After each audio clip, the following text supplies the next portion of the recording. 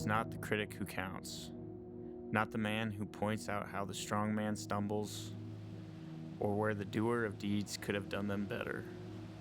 The credit belongs to the man who is actually in the arena, whose face is marred by dust and sweat and blood, who strives valiantly, who errs, who comes short again and again, because there is no effort without error and shortcoming, but who does actually strive to do the deeds, who knows great enthusiasms, the great devotions, who spends himself in a worthy cause, who at the best knows in the end the triumph of high achievement, and who at the worst, if he fails, at least he fails while daring greatly.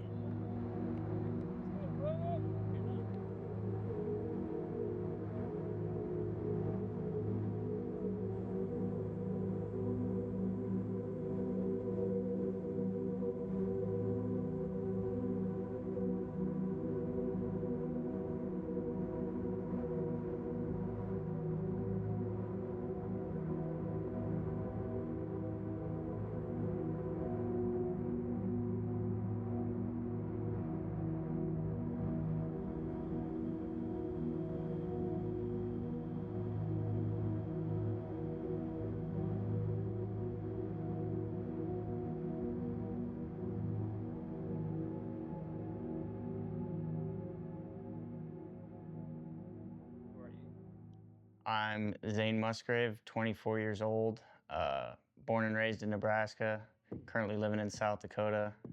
I'm an ultra runner.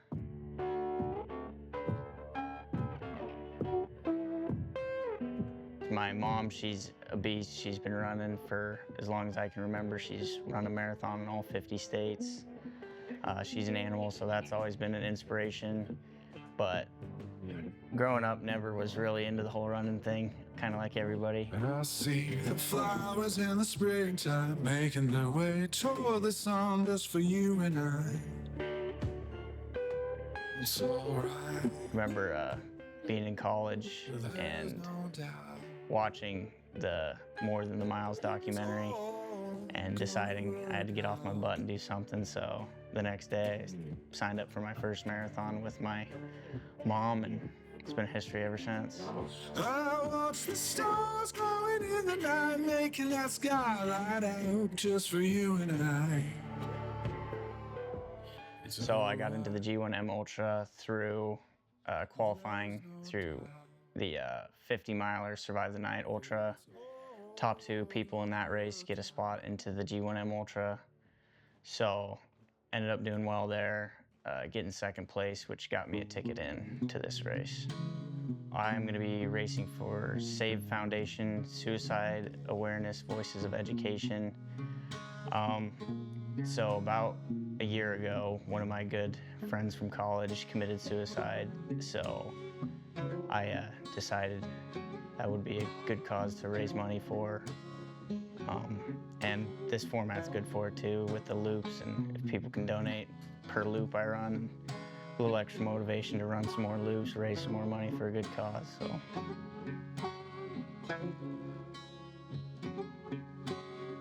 Runner here? Yeah, Zane Musgrave. Oh, nice. You were here at the 50, weren't you? Yeah, I'm excited, ready to get going. You got it in there, for sure. Yeah, I'm just tired of the anticipation of this. I know, yeah, you just want to sleep. Yeah. You just got to 12 minutes. Yeah, To go. creeping up. But you're already in it right now. Mhm. And you're going to be a different person when you leave here than you are right now. And like, That's what I'm hoping for. yeah, that's what this whole thing is about. You're here to suffer, and you're here to put it in the ground. My goal is to go as far as I possibly can, whether that's to win or go till I physically can't move. It's really going to be a search for, I want to find who I am in that deep well, that deep pit. I want to find the guy on the other side of the void and be able to come out of this a better guy, a better person, and really, really find where those limits may be. It's covered in goosebumps right now. My heart is racing and I'm about to go run. There's something about it feels great.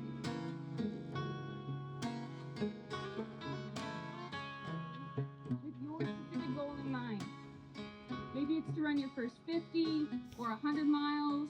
Maybe it's just to get to the start line and see what you can do. And for a few of you guys out here, maybe it's to be the last person standing at the end of this. Whatever that goal is, this is the last thing I'm gonna ask of you. Whatever you do, please do not leave this ranch without getting what you came here for, okay? Leave it all out on the trail. Loop by loop, hour by hour, keep getting out, keep moving. Our crew is gonna be out here for as long as you guys wanna run, okay? So let's make it a good one, let's have some fun. Good luck.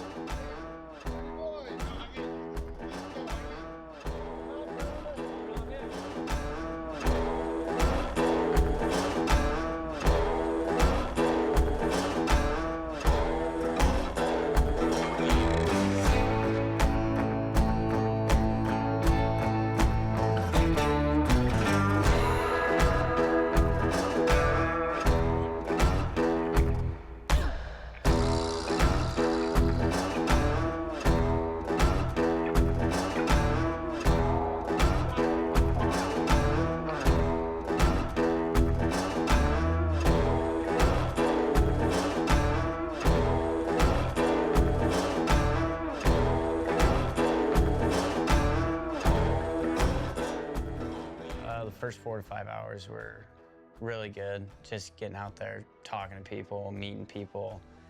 And honestly, they just fly by because you're more in the conversation than in the running at that point. And there's so many interesting people out there, so many really, really cool people. And it was good just meeting people. Ran 125 miles. I'm like, oh, this is the guy to beat. I was like, well, this is the guy to beat because I know I feel like a sleeper's gonna take it this year. So I kid you not, for like my training block, I'm like, what did Muskie do today? And it's like 18 miles. And I'm like, Isaac, get up. Muskie just did 18. I was like, he's the guy to beat. It's competition, it's friendly competition. And I'm like, Muskie did 18 miles. I'm going out and doing 20. I was like, I have my training block, like my training schedule. But like every day, I'm like, what did Muskie do? I was like, let me go check what, because I was like, Kim sometimes would post his workouts. Kendall, I was talking to him and he's like, I really post my workouts. So I was like, I have no idea what their workouts are, but I know one person will post it. It's Muskie.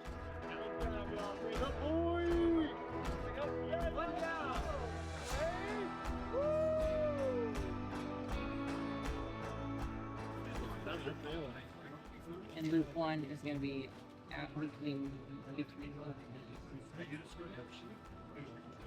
Freaking pasty as shit from the South Dakota winter. Haven't caught any sun.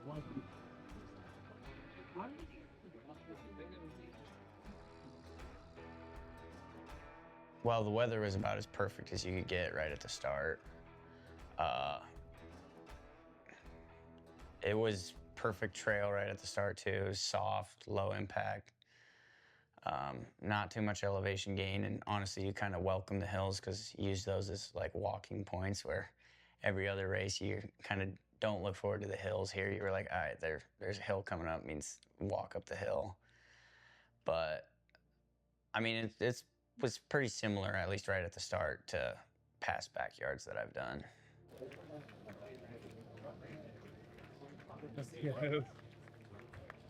how much ice do you want in it?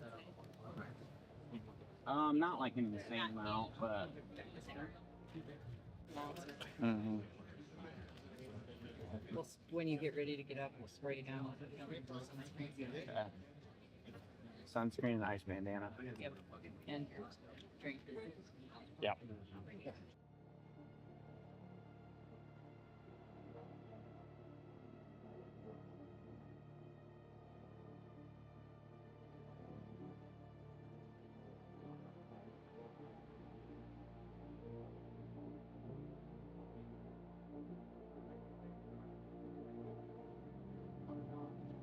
Early on in the race, I would say it was pretty on par. I did start getting some slight discomfort in my Achilles, my left Achilles, but that was, it was manageable. It wasn't anything super detrimental, but that was the first thing that was like somewhat kind of bugging me.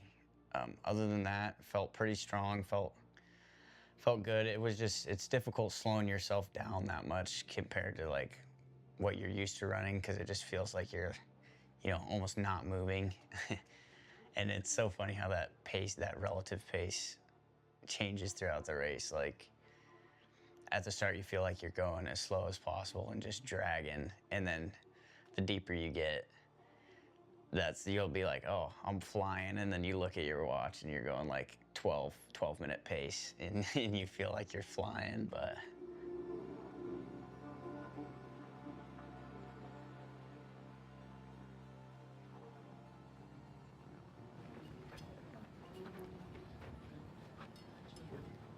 So with just that, what am I at? That's what, 25? Oh, it's the, This hour. oh, just your G1M? Yeah. 25. And I did 88 last hour. Yeah.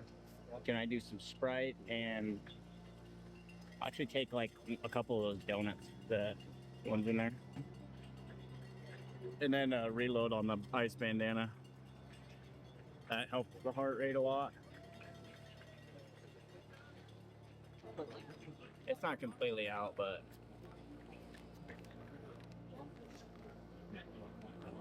You got this flavor? well, I wanted the honey bun ones, but I couldn't find them. I think the chocolate ones are the best. Chocolate, but then my fingers would have chocolate, and chocolate sticks in your mouth, like Yeah. coats your mouth.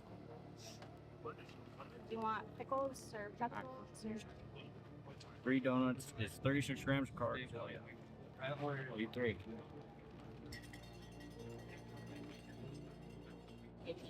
Flavors. 2 minutes, runners.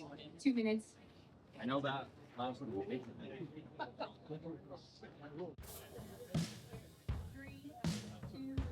1.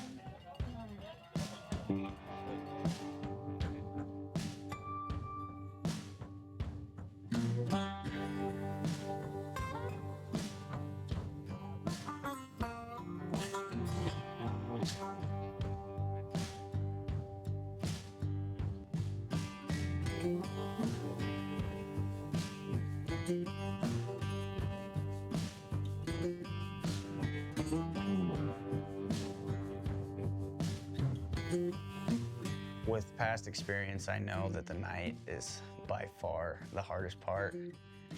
And I've had problems or issues in the past where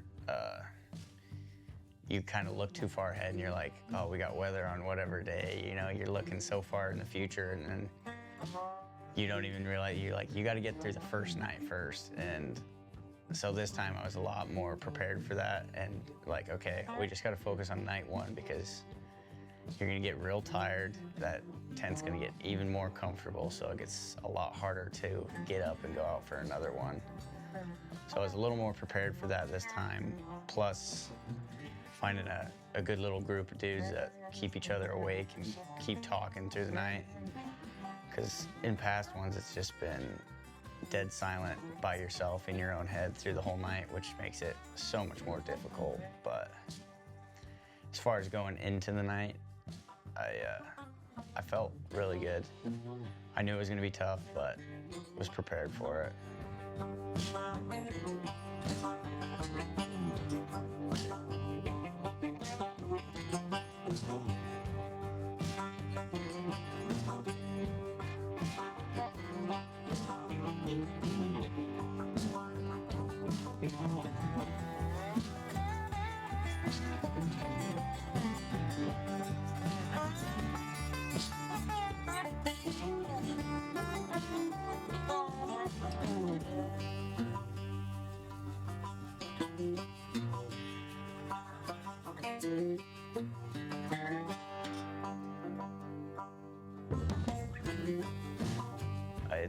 It is crazy the difference that it makes, because I did 2 loops with my headphones in just by myself, and those were probably some of the harder loops of the whole thing, just because you're in your own head the whole time, so then you're just thinking about everything that hurts, versus you got a group of dudes around you and you're traveling like and talking. All you're thinking about is like, you know, the conversation you're having. It kind of helps numb everything else out, and you're not thinking about like, oh, I've gone this far, how far do I need to go to PR, what hurts, you know, and kind of keeps you out of your own head, which is nice.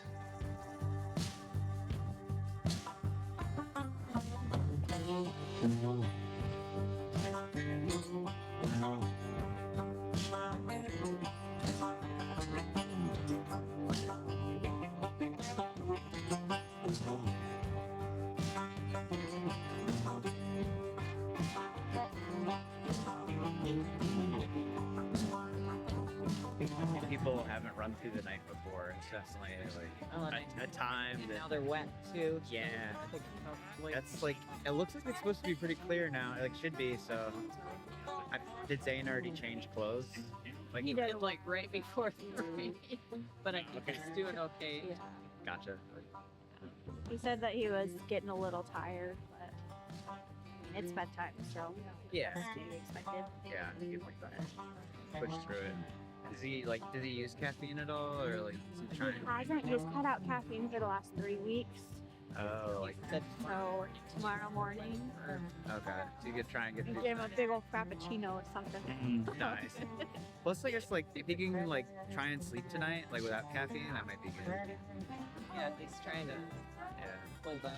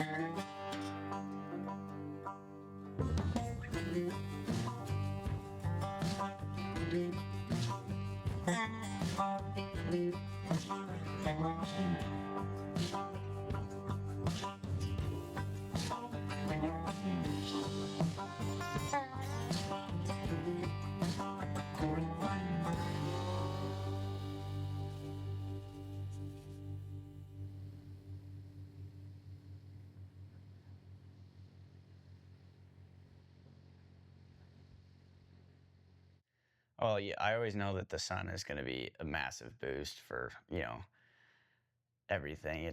Just makes the mood a lot more lively and gives you just another wave of energy. Like the drowsiness and just the kind of overall fatigue lightens up so much when the sun comes out. And then I also knew I was going to be getting some caffeine because I've waited off on the caffeine till 6 a.m. 6 a.m. came around, drank a Red Bull, sun started coming out, so it was a whole new wave of energy, just knowing I had got through the night, which was the hard part. So yeah, it was definitely a big boost of energy when the sun came up.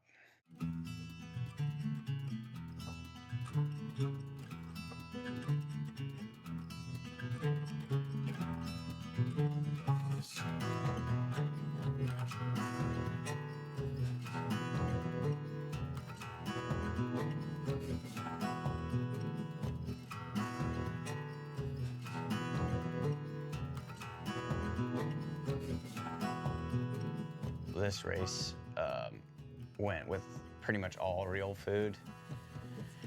In previous races, I'd done a lot of gels, and which I still did carb mix every loop, but it was going down really smooth. And then real food, a lot of mashed potatoes. But instead of just pounding gels, because in the past I think when you just take nothing in but carb mix and gels, it really can mess up your stomach after a long period of time. But so we're finding alternative ways to get carbs in. The team did a great job keeping track of how much carbs I was getting in every hour and kind of making sure I stayed on top of that. But just finding a different route to get those carbs in that my stomach would handle a lot better. And I think that paid off. I didn't really have stomach issues at all, so that definitely worked really good.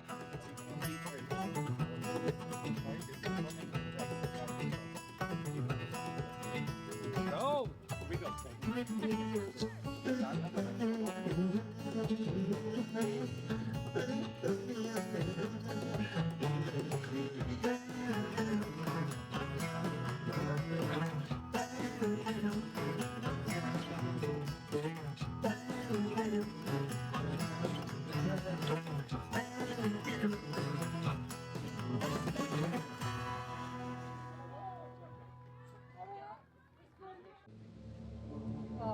Hey, Joe. Good sorted. Yeah. Good sorted. Good. So yeah, I was feeling strong, smooth, really confident that I was gonna go pretty far, and decided to do a shorts change and went to some shorts I'd never worn before, which is a rookie mistake. I just bought them, and they had a mesh liner in them with it's like a breathable mesh, and it was just like sandpaper. It created some chafing issues that were really bad. I knew about 20 feet into the loop when I first put them on that was a big mistake, but you can't do anything about it then. Once you start that loop, you got to get through the loop. So we managed to just survive that loop and get changed out of them, but that definitely created some damage after that. But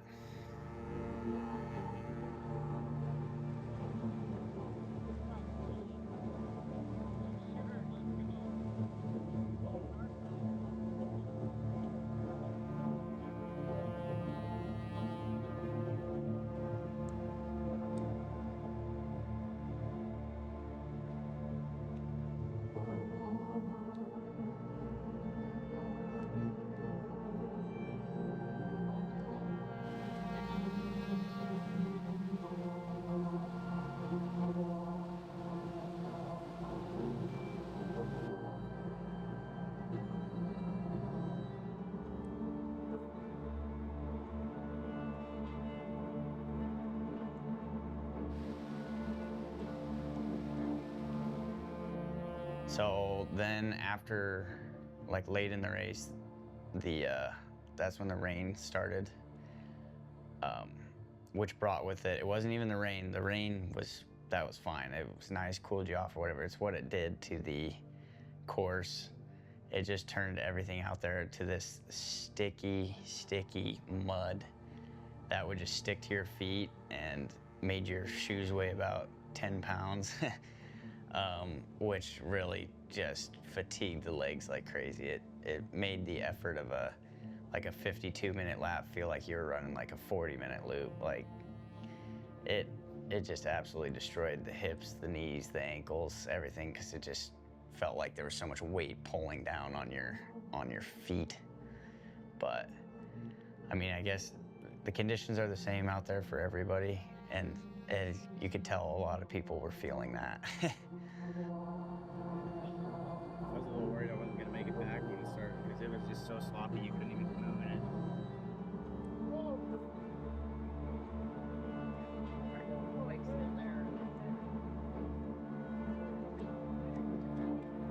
What else do you need? Yeah.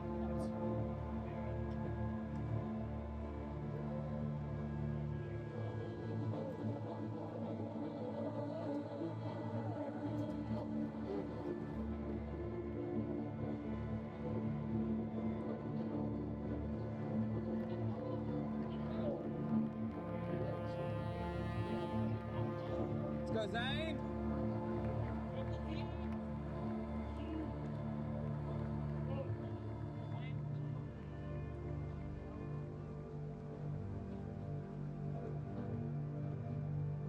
Twice the effort to go half the speed.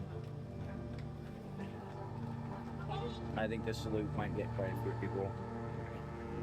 I think you guys are going to be down to like 18. Yeah, Really? quite a bit. I heard a few.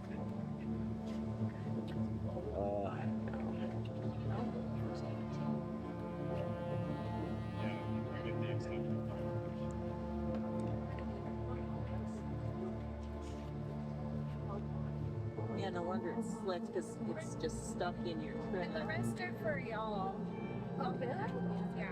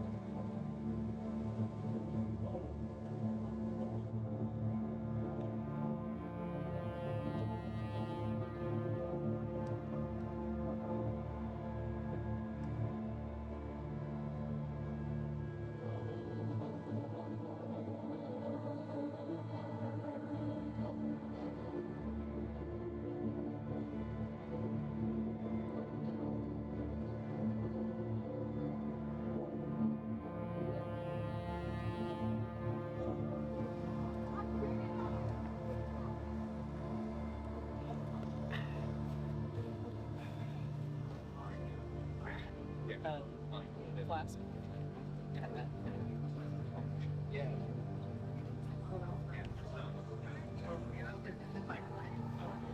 We got potatoes again next time? Yeah, okay. You want me to put this on you? Yeah.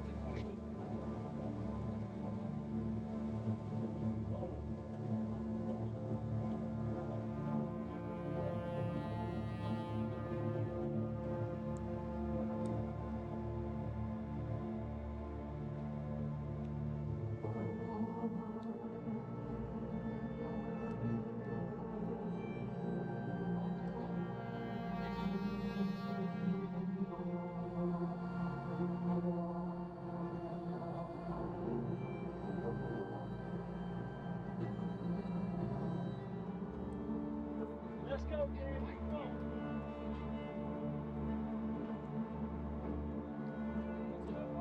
Look good, man.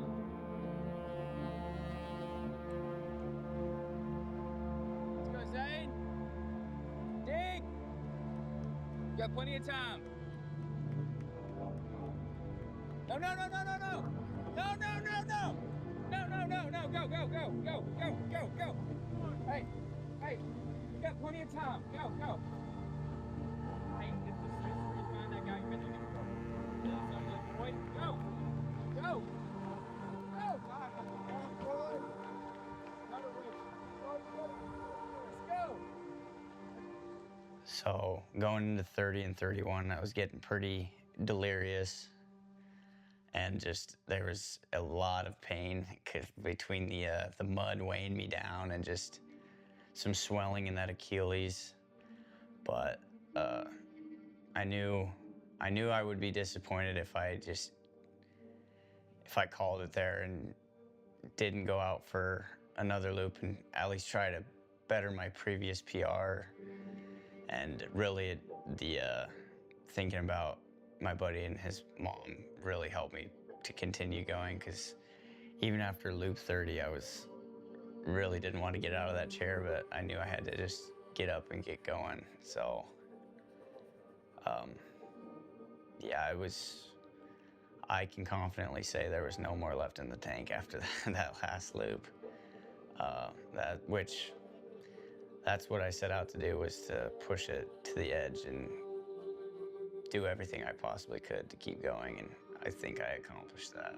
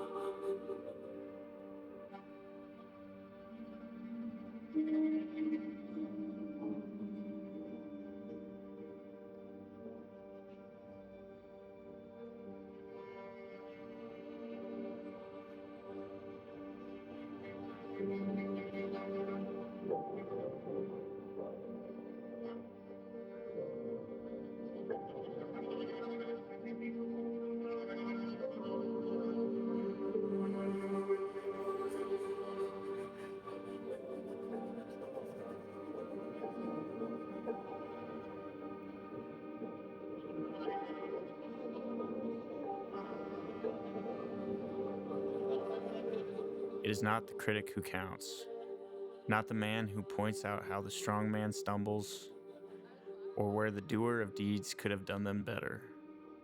The credit belongs to the man who is actually in the arena, whose face is marred by dust and sweat and blood, who strives valiantly, who errs, who comes short again and again, because there is no effort without error and shortcoming, but who does actually strive to do the deeds, who knows great enthusiasms, the great devotions, who spends himself in a worthy cause, who at the best knows in the end the triumph of high achievement, and who at the worst, if he fails, at least he fails while daring greatly. Yeah, it's wild that you can PR your furthest distance ever, push yourself harder than you've ever pushed, and still feel like you failed because you didn't win. And that's what's so tough about the backyard, is the fact that you can literally be as deep in the pain cave as you've ever been and, still feel like you failed because you didn't win. And you realize there's only one person that wins out of 150 people that are there, which makes it tough mentally, but that's just another piece of the backyard that's tough. It's the relentless over and over, but it's also that fact of you never quite feel satisfied, no matter how it goes. And then even if you win, you're like, well, maybe if I had somebody push me further, I could have got an even higher PR. So there's just no real satisfaction with the backyard ultra. And as far as the support from everybody around, everybody there is so amazing. And it's cool to see like people you see on social media and kind of follow and look up to out there cheering you on and yelling your name and telling you to keep going. Like it's awesome, man. It really does mean a lot to see those people out there cheering you on. And everybody is so nice, so supportive, so cool. Like, couldn't ask for a better environment with better people.